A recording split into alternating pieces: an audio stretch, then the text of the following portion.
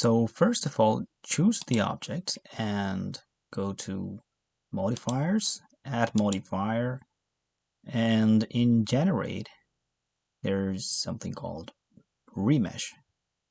Select remesh and then go to blocks. Okay, choose blocks. It looks like this. Now what you have to do is there's something called octree depth.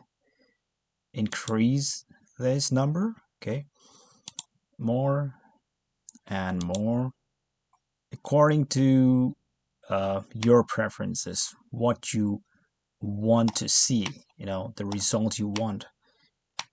Okay, that looks good. And scale, you can just try to adjust the scale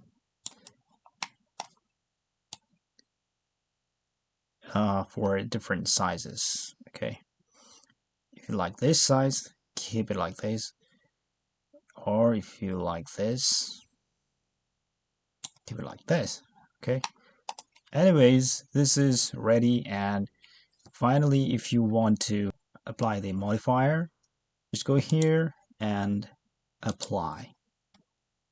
Now it's no more a smooth texture.